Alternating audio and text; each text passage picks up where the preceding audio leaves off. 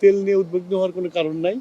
আমরা রেশনিংটা করেছি এই জন্যই যে একটা অনিশ্চয়তা আছে, যুদ্ধটা কতদিন চলবে, সেই জন্য আমরা একটা রেশনিং করেছিলাম। কিন্তু মানুষ এই রেশনিংটাকে ভয় পেয়ে স্টক করা শুরু করেছে।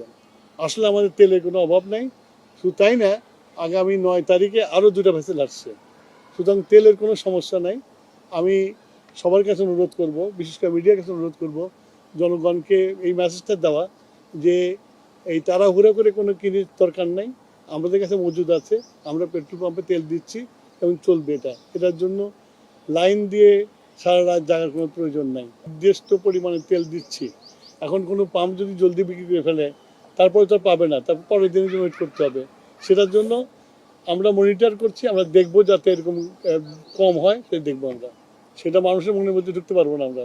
আমাদের কন্ট্রোলিং যা আছে, আমরা কালকে থেকে আমরা মোবাইল কোড নামিয়ে দেবো, সব রকমের ব্যবস্থা আমরা নিয়েছি। এই যুদ্ধ কবে থামবে কেউ তো আমরা জানি না।